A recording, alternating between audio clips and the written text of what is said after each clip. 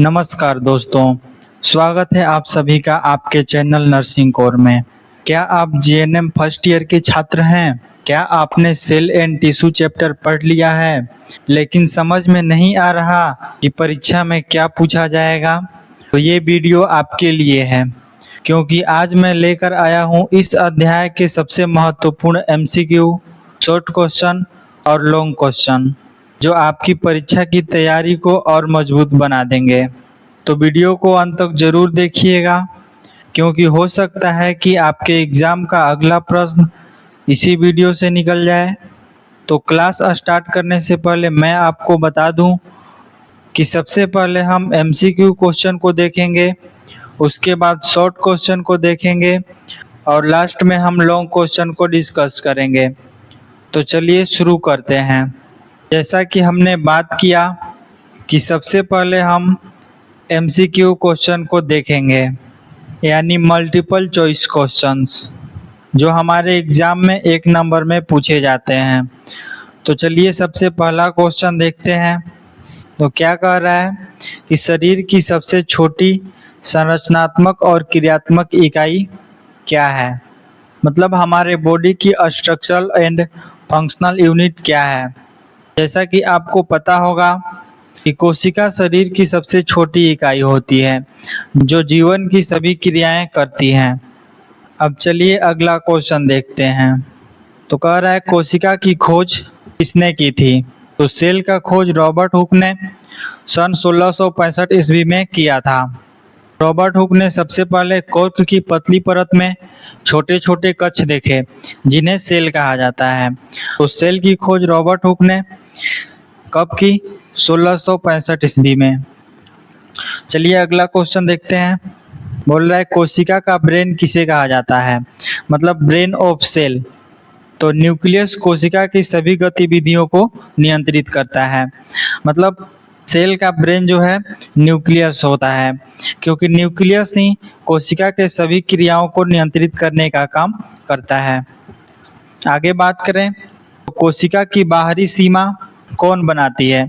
मतलब सेल की outer boundary कौन बनाता है? सेल मेम्ब्रेन जो है कोशिका को सुरक्षा प्रदान करती है। मतलब कोशिका का आउटर बाउंड्री कोशिका झिल्ली यानी सेल मेम्ब्रेन बनाती है। तो इसका राइट आंसर हो गया बी।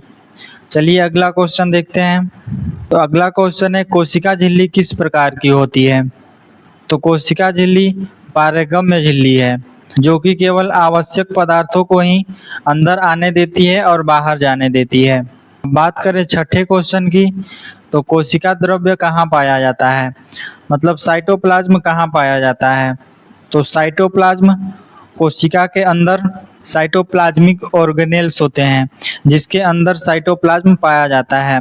जैसे ये हमारा कोशिका हो गया, इसके अंदर न्यूक्लियस हो गया, और इसके अंदर जो ए वाला पार्ट दिख रहा है इसे ही साइटोप्लाज्मिक ऑर्गेनेल्स कहते हैं, जिसके अंदर साइटोप्लाज्म प्रेजेंट होता है। तो कोशिका झिल्ली और केंद्रक के बीच में पाया जाता है। तो चलिए अगला क्वेश्चन देखते हैं। कोशिका का ऊर्जा गृह कौन है? मतलब power house of cell. Cell का पावर हाउस कौन है? तो माइटोकॉन्ड्रिया एटीपी बनाकर ऊर्जा प्रदान करता है। तो सेल का पावर हाउस माइटोकॉन्ड्रिया को कहा जाता है। चलिए अगला क्वेश्चन देखते हैं। प्रोटीन का निर्माण कहाँ होता है? तो राइबोसोम को कोशिका की प्रोटीन फैक्ट्री कहा जाता है, इसमें प्रोटीन का निर्माण होता है। अब इसके आगे बात करें तो कोशिका का आत्महत्या थैली किसे कहा जाता है? मतलब सुसाइडल बैग किसे कहा जाता है? तो कोशिका का सुसाइडल बैग लाइसोसोम को कहा जाता है, क्योंकि लाइसोसोम में पाचक एंजाइम होते हैं जो कोशिका को नष्ट कर सकते हैं। अब इसके आगे बात करें तो पैकेजिंग और स्राव का कार्य कौन करता है? तो सेल के अंदर पैकेजिंग और सेक्रेशन का कार्य गोल्जी अपरेटस के द्वारा नियंत्रित किया जाता है। अब इसके आगे बात करें तो कोशिका विभाजन का नियंत्रण कौन करता है? तो कोशिका विभाजन का नियंत्रण न्यूक्लियस करता है, क्योंकि पूरे सेल का कंट्रोल न्यूक्लियस के द्वारा ही होता है, इसलिए सेल डिवीजन का नियंत्रण भी न्यूक्लियस ही करता है। अब इसके आगे बात करें तो डीएनए कहाँ पाया जाता है? तो न्यूक्लियस के अंदर डीएनए पाया जाता है। अब इसके आगे बात करें तो क्रोमोसोम कहाँ पाए जाते हैं? यानी गुणसूत्र कहाँ पाए जाते हैं? तो सेल के अंदर गुणसूत्र न्यूक्लियस में ही पाया जाता है, यानी केंद्रक में पाया जाता है। इसके आगे बात करें तो समान प्रकार की कोशिकाओं के समूह को क्या कहते हैं? तो जब समान प्रकार की कोशिकाएं एक विशेष कार्य करती हैं तो उन्हें टिश्यू कहते हैं। तो समान प्रकार की कोशिकाओं के समूह को उत्तक यानी टिश्यू कहा जाता है। अब अगले क्वेश्चन की बात करें, मानव शरीर में मुख्यतः कितने प्रकार के उत्तक पाए जाते हैं? तो हमारे ह्यूमन बॉडी के अंदर मुख्य रूप से 4 प्रकार के टिश्यू पाए जाते हैं। पहला एपिथेलियल टिश्यू, दूसरा कनेक्टिव टिश्यू, तीसरा मस्कुलर टिश्यू और चौथा नर्वस टिश्यू। अब इसके आगे बात करें तो शरीर को ढकने वाला उत्तक कौन सा होता है? तो एपिथेलियल टिश्यू हमारे बॉडी का सबसे ऊपरी परत होता है जो कि हमारे बॉडी को कवर करने का काम करता है। आगे बात करें तो रक्त किस प्रकार का उत्तक है, मतलब ब्लड किस प्रकार का टिश्यू है? तो ब्लड एक कनेक्टिव टिश्यू है। आगे बात करें तो शरीर को सहारा और जोड़ने का कार्य कौन करता है? तो इसके नाम से ही पता चल रहा है कि हमारे बॉडी को सहारा देने और जोड़ने का काम कनेक्टिव टिश्यू करता है। अगले क्वेश्चन की बात करें तो शरीर की गति किस उत्तक द्वारा होती है? तो हमारी बॉडी में मोमेंट मस्कुलर टिश्यू के द्वारा होता है। आगे बात करें तो संदेशों का संचार यानी ट्रांसमिशन ऑफ इम्पल्स कौन करता है?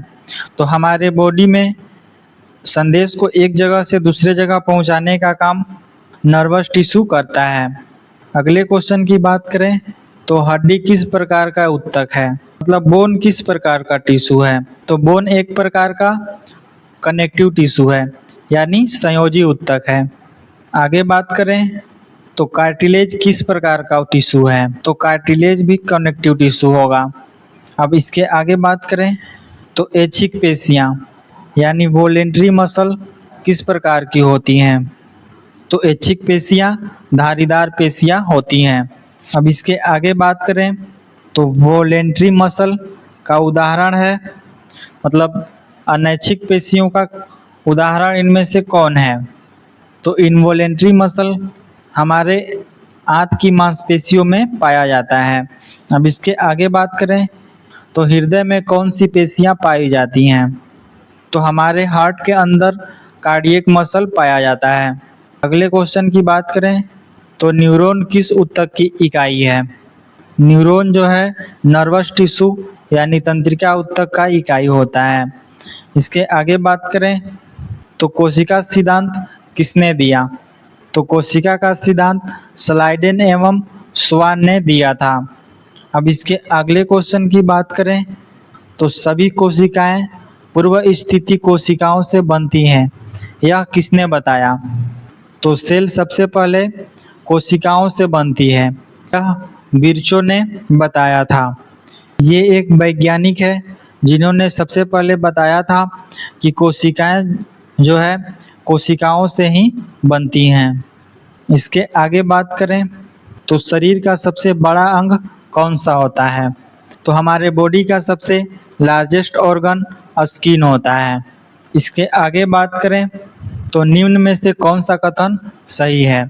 तो सबसे पहला है उत्तक कोशिकाओं से बनते हैं। इसके बाद कोशिकाएं उत्तकों से बनती है। उसके बाद अंग कोशिकाओं से छोटे होते हैं। उसके बाद प्रणाली उत्तक से छोटी होती है। तो इसमें से राइट आंसर हो जाएगा ए, क्योंकि उत्तक जो है कोशिकाओं से बनते हैं, मतलब बहुत सारे सेल मिलकर टिश्यू बनाने का काम करते हैं। तो ये रहा 30 एमसीक्यू जीएनएम फर्स्ट ईयर के सेल एंड टिश्यू चैप्टर से सबसे अधिक पूछे जाने वाले और महत्वपूर्ण प्रश्न। तो इन सारे क्वेश्चन को आप एकदम अच्छे से याद कर लीजिएगा। अब हम बात करेंगे शॉर्ट क्वेश्चन की, जो कि हमारे एग्जाम में 2 या 3 नंबर में पूछे जाते हैं। जैसा कि हमने क्लास स्टार्ट होने से पहले बताया था कि सबसे पहले हम एमसीक्यू क्वेश्चन को देखेंगे, उसके बाद शॉर्ट क्वेश्चन को देखेंगे और उसके बाद हम लॉन्ग क्वेश्चन को डिस्कस करेंगे। तो ये हमने 30 एमसीक्यू क्वेश्चन को कंप्लीट किया। अब चलिए शॉर्ट क्वेश्चन को एक एक करके समझते हैं। तो शॉर्ट आंसर क्वेश्चन यानी लघु उत्तरीय प्रश्न। तो सबसे पहला क्वेश्चन क्या कह रहा है कि कोशिका सिद्धांत को परिभाषित करें, मतलब डिफाइन ऑफ सेल थ्योरी।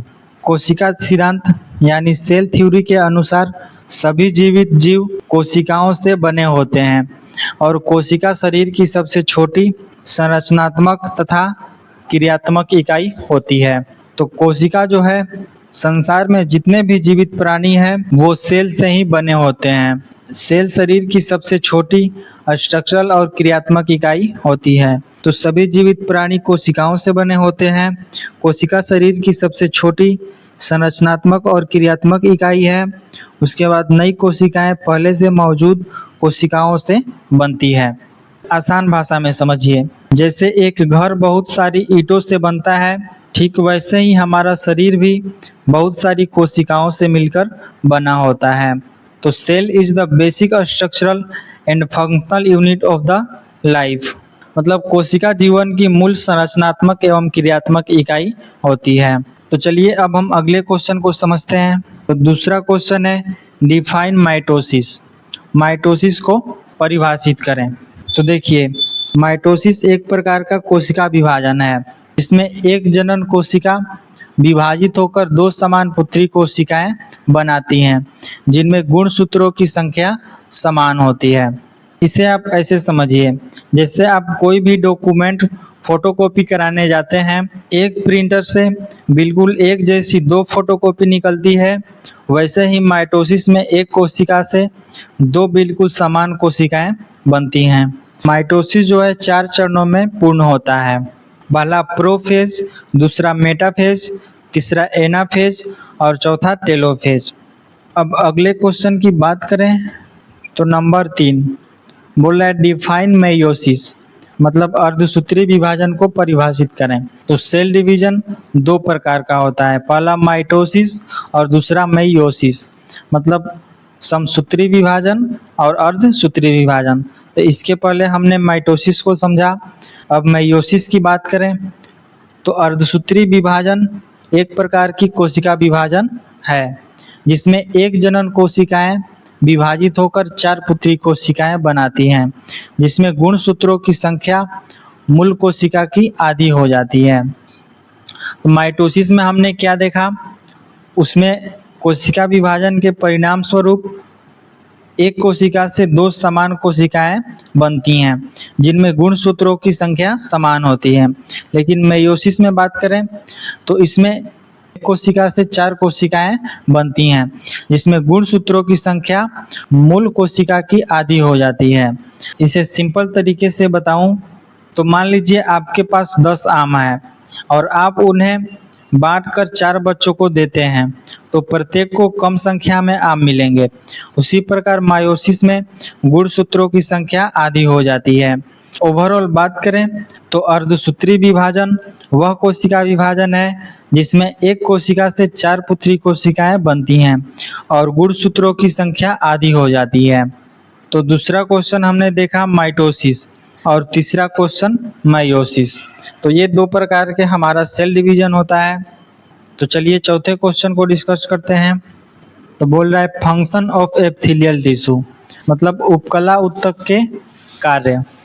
तो एपिथेलियल टिश्यू के क्या क्या काम होते हैं, तो देखिए उपकला ऊतक यानी एपिथेलियल टिश्यू शरीर की बाहरी सतह तथा आंतरिक अंगों की परत बनाता है और निम्नलिखित कार्य करता है। सबसे पहले बात करें तो प्रोटेक्शन का काम करता है, यानी शरीर और अंगों को चोट लगने, कीटाणुओं तथा हानिकारक पदार्थों से बचाता है। उसके बाद दूसरा बात करें तो एब्जॉर्प्शन का काम करता है, यानी भोजन और अन्य पदार्थों का अवशोषण करता है, जैसे छोटी आंत यानी स्मॉल इंटेस्टाइन में। उसके बाद तीसरा बात करें तो सेक्रेशन, यानी पसीना, लार और हार्मोन जैसे पदार्थों का निर्माण और स्राव करता है। उसके बाद एक्सक्रेशन यानी उत्सर्जन, शरीर से अपशिष्ट पदार्थों को बाहर निकालने में सहायता करता है। उसके बाद सेंसेशन यानी स्पर्श, दर्द और तापमान का अनुभव करने में भी मदद करता है। तो ये रहे हमारे एपिथेलियल टिश्यू के मुख्य 5 कार्य। अब चलिए अगला क्वेश्चन डिस्कस करते हैं। बोल रहा है name types of connective tissue, मतलब संयोजी ऊतक के प्रकार का नाम बताइए। तो इसके पहले हम जान लेते हैं कि संयोजी ऊतक होता क्या है। तो देखिए, संयोजी ऊतक यानी कनेक्टिव टिश्यू हमारे शरीर में सबसे अधिक मात्रा में पाया जाने वाला टिश्यू होता है, जो शरीर के विभिन्न संरचनाओं में फैले होता है और शरीर को पोषण एवं सुरक्षा प्रदान करने का काम करता है। आसान भाषा में कहें तो जैसे घर में सीमेंट ईंटों को जोड़ कर रखता है, ठीक वैसे ही संयोजी ऊतक यानी कनेक्टिव टिश्यू शरीर के विभिन्न अंगों और ऊतकों को जोड़ने तथा सहारा देने का काम करता है। तो संयोजी ऊतक मुख्य रूप से 4 प्रकार के होते हैं। सबसे पहला एरियोलर कनेक्टिव टिश्यू, जो कि 2 प्रकार का होता है। पहला टेंडन और दूसरा लिगामेंट। उसके बाद बात करें एडिपोज कनेक्टिव टिश्यू की, तो ये भी 2 प्रकार का होता है, व्हाइट एडिपोज टिश्यू और दूसरा ब्राउन एडिपोज टिश्यू। उसके बाद तीसरा बात करें तो स्केलेटल कनेक्टिव टिश्यू, ये भी 2 प्रकार का होता है, पहला बोन और दूसरा कार्टिलेज। उसके बाद चौथा बात करें तो फ्लूइड कनेक्टिव टिश्यू, ये 3 प्रकार का होता है, ब्लड, लिम्फ और म्यूकोइड। तो कनेक्टिव टिश्यू 4 प्रकार के होते हैं, पहला एरियोलर कनेक्टिव टिश्यू, दूसरा एडिपोज कनेक्टिव टिश्यू, तीसरा स्केलेटल कनेक्टिव टिश्यू और चौथा फ्लूइड कनेक्टिव टिश्यू। तो चलिए अगले क्वेश्चन की ओर बढ़ते हैं। Define tissue and types of tissue, मतलब ऊतक और ऊतक के प्रकारों को परिभाषित करें। तो सबसे पहले ऊतक की परिभाषा की बात करें, मतलब डेफिनेशन की, तो एक जैसे स्ट्रक्चर और एक जैसे फंक्शन वाली कोशिकाओं का समूह जो मिलकर एक विशेष कार्य करता है उसे टिश्यू कहते हैं। अब टिश्यू मुख्य रूप से 4 प्रकार का होता है, पहला एपिथेलियल टिश्यू, दूसरा कनेक्टिव टिश्यू, तीसरा मस्कुलर टिश्यू और चौथा नर्वस टिश्यू। एपिथेलियल टिश्यू की बात करें तो यह शरीर को ढकने और सुरक्षा करने का काम करता है। उसके बाद कनेक्टिव टिश्यू की बात करें तो यह शरीर के अंगों और ऊतकों को जोड़ने तथा सहारा देने का कार्य करता है। उसके बाद मस्कुलर टिश्यू की बात करें तो यह हमारी बॉडी को मूवमेंट कराता है। उसके बाद नर्वस टिश्यू की बात करें तो यह संदेश यानी मैसेज का आदान प्रदान और नियंत्रण करता है। तो चलिए अगला क्वेश्चन को समझते हैं। Right function of mitochondria and nucleus, मतलब माइटोकॉन्ड्रिया और केंद्रक के कार्य लिखिए। तो सबसे पहले माइटोकॉन्ड्रिया के बात करें तो यह शरीर के लिए एनर्जी का उत्पादन करता है। इसमें श्वसन यानी सेलुलर रेस्पिरेशन की प्रक्रिया होती है। उसके बाद यह एटीपी एडेनोसिन ट्राइफॉस्फेट बनाता है, जो कोशिका की ऊर्जा मुद्रा यानी एनर्जी करेंसी कहलाती है। उसके बाद न्यूक्लियस के कार्य की बात करें तो यह कोशिका की सभी क्रियाओं को नियंत्रित करता है। उसके बाद इसमें आनुवंशिक पदार्थ यानी जेनेटिक मटेरियल अर्थात डीएनए पाया जाता है। उसके बाद यह कोशिका की वृद्धि और सेल डिवीजन को नियंत्रित करता है। तो ये रहा माइटोकॉन्ड्रिया के कार्य और ये न्यूक्लियस के कार्य। तो ऐसे ही एग्जाम में 2 नंबर या फिर 3 नंबर में क्वेश्चन पूछा जाता है, जिसे आपको शॉर्ट में एकदम आंसर देना होता है। तो सिंपल आप जो पूछ रहा है उतना ही जवाब दीजिए। कितने बच्चे क्या करते हैं कि कॉपी भरने के चक्कर में पेज भरने लगते हैं, तो ऐसा आपको बिल्कुल नहीं करना है। जितना क्वेश्चन का आंसर है सिर्फ उतना ही लिखना है। लास्ट शॉर्ट क्वेश्चन की बात करें तो write the difference between plant and animal cell, मतलब पादप और जंतु कोशिका के बीच में अंतर लिखें। तो प्लांट सेल और एनिमल सेल दोनों में क्या फ़र्क है? तो प्लांट सेल की बात करें तो इसमें कोशिका भित्ति यानी सेल वॉल पाई जाती है। तो ये रहा प्लांट सेल और ये रहा एनिमल सेल। तो प्लांट सेल में सेल वॉल पाई जाती है, वहीं एनिमल सेल की बात करें तो इसमें सेल वॉल नहीं पाई जाती है। उसके बाद दूसरा बात करें तो प्लांट सेल में हरित लवक पाया जाता है, जबकि एनिमल सेल में हरित लवक नहीं पाया जाता। उसके बाद तीसरा बात करें तो प्लांट सेल का आकार सामान्यतः निश्चित होता है, लेकिन एनिमल सेल में बात करें तो इसमें सेल की आकृति अनियमित होती है। मतलब एनिमल सेल की कोई निश्चित आकृति नहीं होती। उसके बाद चौथा बात करें तो प्लांट सेल में एक बड़ा रिक्तिका होता है, लेकिन वहीं एनिमल सेल की बात करें तो इसमें छोटी या अनेक रिक्तिकाएं होती हैं। उसके बाद पांचवा बात करें तो यह पौधों में पाई जाती है। उसके बाद एनिमल सेल की बात करें तो यह जानवरों और मनुष्यों में पाई जाती है। तो ये रहा प्लांट सेल और एनिमल सेल में मेन 5 डिफरेंस। तो ये हमने 8 शॉर्ट क्वेश्चन को डिस्कस किया। अब चलिए लॉन्ग क्वेश्चन को समझते हैं कि हमारे जीएनएम फर्स्ट ईयर में लॉन्ग क्वेश्चन कैसे पूछे जाते हैं। तो पहला क्वेश्चन है right short notes on epithelial tissue and connective tissue, मतलब उपकला उत्तक और संयोजी उत्तक पर संक्षिप्त टिप्पणी लिखिए। तो सबसे पहले एपिथेलियल टिश्यू की बात करें तो एपिथेलियल टिश्यू शरीर की बाहरी सतह को ढकता है तथा आंतरिक अंगों और गुहाओं की अंदरूनी परत बनाता है। यह शरीर को सुरक्षा प्रदान करता है और विभिन्न पदार्थों के अवशोषण तथा स्राव का कार्य करता है। उसके बाद एपिथेलियल टिश्यू के कार्य की बात करें तो यह शरीर की सुरक्षा करता है, भोजन एवं अन्य पदार्थों का एब्जॉर्प्शन करना तथा हार्मोन एवं एंजाइम और पसीने का स्राव करना एवं अपशिष्ट पदार्थ का उत्सर्जन करना। तो एपिथेलियल टिश्यू इतने सारे कार्य करता है। तो ये हमने एपिथेलियल टिश्यू यानी उपकला उत्तक को देखा। अब चलिए कनेक्टिव टिश्यू यानी संयोजी उत्तक को समझते हैं। तो संयोजी उत्तक यानी कनेक्टिव टिश्यू की बात करें तो कनेक्टिव टिश्यू शरीर के विभिन्न अंगों और ऊतकों को जोड़ने, सहारा देने और सुरक्षा प्रदान करने का कार्य करता है।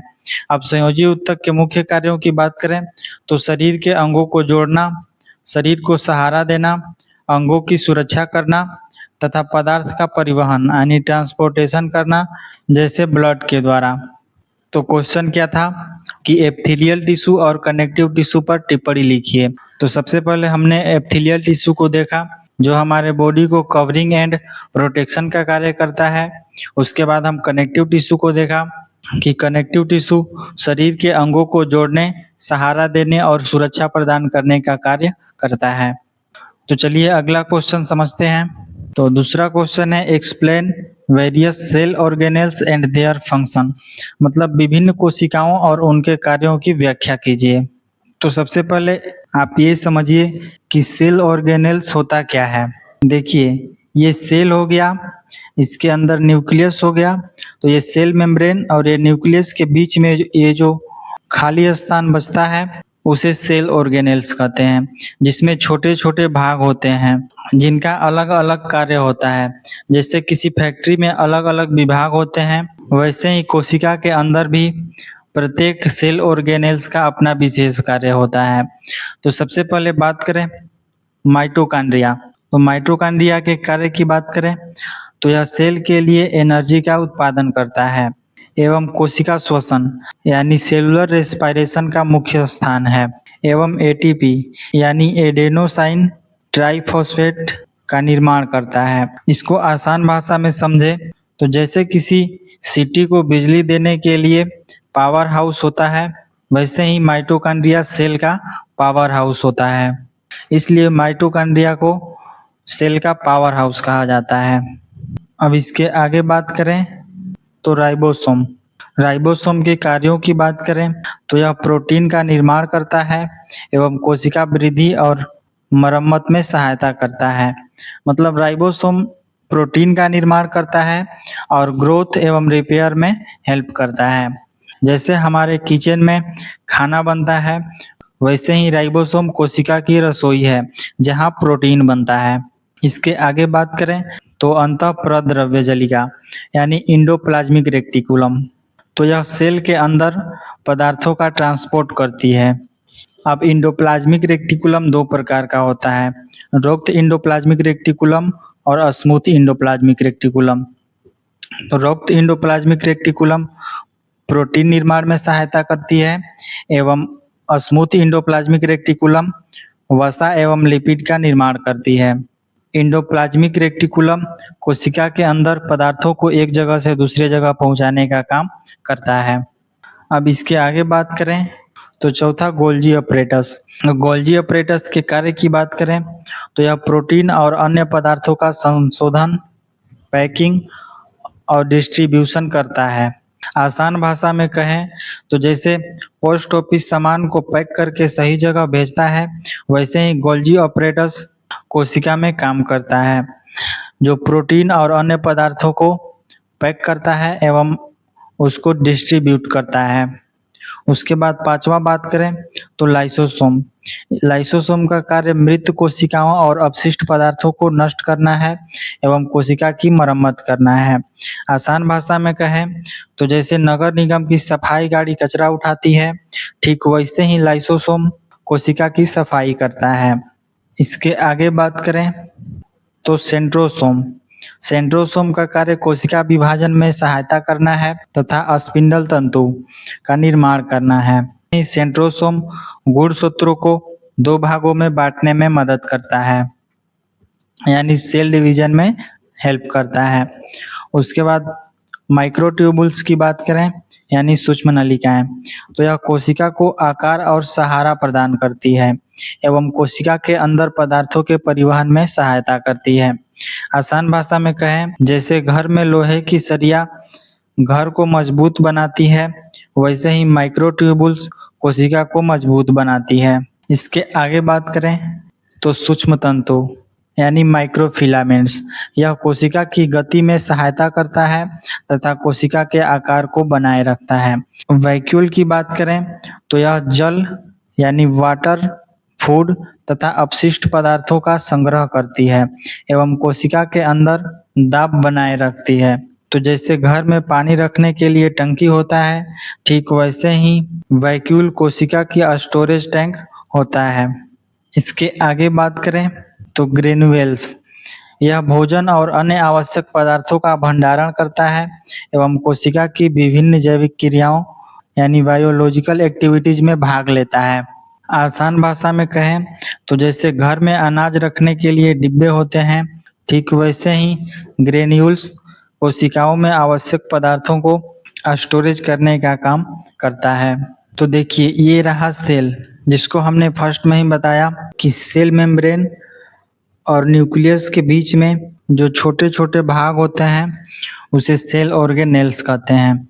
तो सबसे पहले हम माइटोकॉन्ड्रिया को देखा कि माइटोकॉन्ड्रिया कोशिका के लिए ऊर्जा बनाने का काम करता है और कोशिका शोषण का मुख्य स्थान है। उसके बाद हम राइबोसोम को समझे कि राइबोसोम प्रोटीन का निर्माण करता है और कोशिका की ग्रोथ और रिपेयर में सहायता करता है।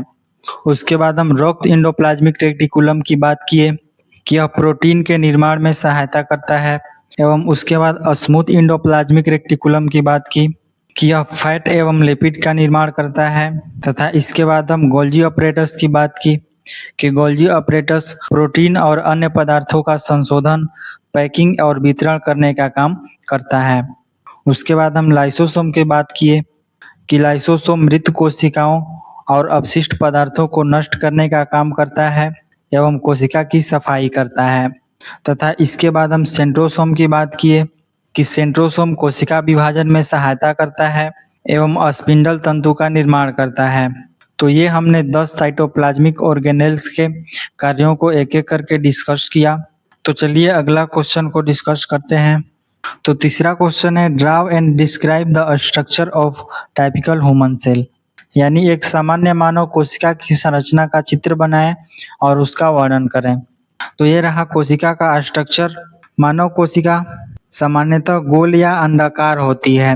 इसके चारों ओर कोशिका झिल्ली यानी सेल मेम्ब्रेन होती है।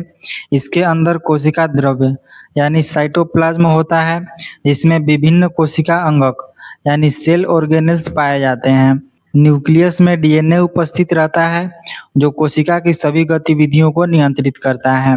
माइटोकॉन्ड्रिया ऊर्जा प्रदान करते हैं, राइबोसोम प्रोटीन बनाते हैं, एंडोप्लाज्मिक रेटिकुलम पदार्थों का परिवहन करती है, गोल्जी उपकरण पदार्थों को पैक और भोजन भेजता है, लाइसोसोम सफाई का कार्य करते हैं, सेंट्रोसोम विभाजन में मदद करता है मतलब सेल डिवीजन में मदद करता है, तथा वैक्यूल की बात करें तो यह कोशिका का स्टोरेज टैंक होता है। तो कोशिका के स्ट्रक्चर को हमने एक एक करके समझा। अब कोशिका के मुख्य भाग उनके कार्यों की बात करें तो सबसे पहले कोशिका झिल्ली। यह कोशिका की बाहरी वातावरण से अलग करती है तथा पदार्थों को आवागमन को नियंत्रित करती है। दूसरा बात करें तो कोशिका द्रव्य यानी साइटोप्लाज्म। यह कोशिका के अंदर सभी अंगों को सहारा देता है तथा क्रियाओं को नियंत्रित करता है। उसके बाद तीसरा बात करें तो न्यूक्लियस। यह कोशिका की सभी गतिविधियों को नियंत्रित करता है तथा वंशगति पदार्थ यानी डीएनए को धारण करता है। चौथा बात करें तो राइबोसोम। यह प्रोटीन का निर्माण करता है। Endoplasmic reticulum. तो एंडोप्लाज्मिक रेटिकुलम दो प्रकार का होता है, स्मूथ एंडोप्लाज्मिक रेटिकुलम और रॉथ एंडोप्लाज्मिक रेटिकुलम। तो एंडोप्लाज्मिक रेटिकुलम पदार्थों का परिवहन करता है तथा प्रोटीन के निर्माण में मदद करता है। उसके बाद माइटोकॉन्ड्रिया की बात करें तो यह ऊर्जा का उत्पादन करता है। गोल्जी ऑपरेटर्स की बात करें तो यह पदार्थों को संशोधन, पैकिंग और वितरण करने का काम करता है। उसके बाद लाइसोसोम की बात करें तो यह अपशिष्ट पदार्थों को तोड़कर कोशिका की सफाई करता है। सेंट्रोसोम की बात करें तो यह कोशिका विभाजन में सहायता करता है। एवं वैक्यूल की बात करें तो यह जल, भोजन और अपशिष्ट पदार्थों का स्टोरेज करता है। तो ये रहा ह्यूमन सेल, जिसके एक एक पार्टों को हमने एक एक करके डिस्कस किया। अब चलिए अगला क्वेश्चन समझते हैं। तो बोल रहा है describe different type of animal tissue with example, यानी उदाहरण सहित विभिन्न प्रकार के पशु ऊतकों का वर्णन कीजिए। तो एनिमल टिश्यू ऐसे ऊतक होते हैं जो पशुओं और मनुष्यों के शरीर का निर्माण करते हैं। स्ट्रक्चर और फंक्शन के आधार पर इन्हें मुख्यतः 4 प्रकारों में बांटा जाता है। पहला कनेक्टिव टिश्यू, दूसरा एपिथेलियल टिश्यू, तीसरा मसल टिश्यू और चौथा नर्वस टिश्यू। तो चलिए इन चारों को एक एक करके समझते हैं। सबसे पहले बात करें तो एपिथेलियल टिश्यू। यह टिश्यू शरीर की बाहरी सतह को ढकता है तथा आंतरिक अंगों की अंदरूनी परत बनाता है। अब इसके कार्यों की बात करें तो यह प्रोटेक्शन का काम करता है, एब्जॉर्प्शन का काम करता है, सेक्रेशन करता है एवं एक्सक्रेशन करने का काम करता है। तो जैसे हमारी स्किन, स्मॉल इंटेस्टाइन और फेफड़ों की परत, जिसमें एपिथेलियल टिश्यू पाया जाता है। अब इसके आगे बात करें तो दूसरा कनेक्टिव टिश्यू। यह शरीर के विभिन्न अंगों और ऊतकों को जोड़ने, सहारा देने तथा सुरक्षा प्रदान करने का कार्य करता है। अब इसके कार्यों की बात करें तो यह अंगों को जोड़ कर रखता है, सपोर्ट करता है यानी सहारा देता है, प्रोटेक्शन करता है एवं पदार्थों का ट्रांसपोर्टेशन करता है। एग्जाम्पल की बात करें तो ब्लड कनेक्टिव टिश्यू है, बोन, कार्टिलेज, लाइम्फ, टेंडन और लिगामेंट। आगे बात करें तो मांसपेशीय ऊतक यानी मस्कुलर टिश्यू। तो यह ऊतक शरीर की गति और अंगों की गतिविधियों के लिए जिम्मेदार होता है, जैसे चलना, दौड़ना, उठना बैठना, हृदय का धड़कना इत्यादि। एग्जाम्पल की बात करें तो हाथ और पैर की मांसपेशियां, आंतों की मांसपेशियां, हृदय की मांसपेशियां मस्कुलर टिश्यू का एग्जाम्पल है। आगे बात करें तो चौथा तंत्रिका ऊतक यानी नर्वस टिश्यू। यह ऊतक शरीर के विभिन्न भागों के बीच संदेश का आदान प्रदान करता है तथा शरीर की गतिविधियों को नियंत्रित करता है। इसके कार्यों की बात करें तो संदेशों का संचार, शरीर की क्रियाओं का नियंत्रण, बाहरी उत्तेजनाओं का जवाब देना। अब नर्वस टिश्यू के अंदर हमारा ब्रेन, स्पाइनल कॉर्ड, नर्वस इत्यादि आते हैं। ये रहा 4 प्रकार के टिश्यू और उनके कार्य। अब चलिए अगले क्वेश्चन को समझते हैं। तो अगला क्वेश्चन है describe the cell division, mitosis and meiosis, यानी कोशिका विभाजन, माइटोसिस और मियोसिस का वर्णन कीजिए। तो जैसा कि आपको पता होगा कि सेल डिवीजन 2 प्रकार का होता है, माइटोसिस और मेयोसिस। तो माइटोसिस की बात करें तो माइटोसिस एक प्रकार का समसूत्री विभाजन है, जिसमें एक जनक कोशिका विभाजित होकर 2 समानपुत्री कोशिकाएं बनाती हैं। इन नई कोशिकाओं में गुणसूत्रों की संख्या मूल कोशिका के समान होती है। मतलब माइटोसिस के अंदर एक ही प्रकार के दो समान कोशिकाएं बनती हैं जिनके गुणसूत्रों की संख्या समान होती है।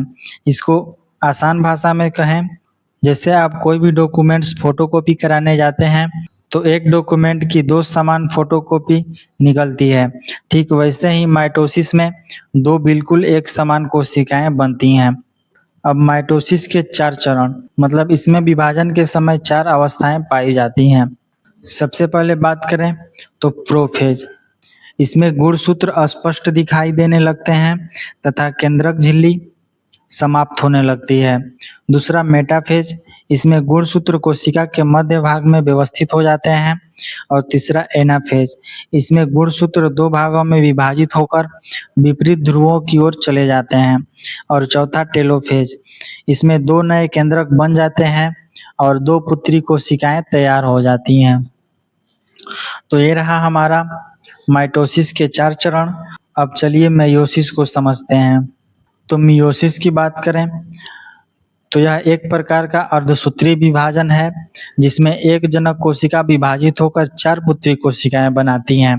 इन कोशिकाओं में गुणसूत्रों की संख्या मूल कोशिका की आधी हो जाती है।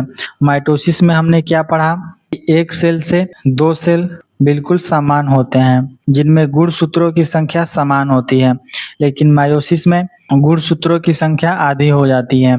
यह विभाजन जनन कोशिकाओं यानी रिप्रोडक्टिव सेल जैसे स्पर्म और ओवम के निर्माण में होता है।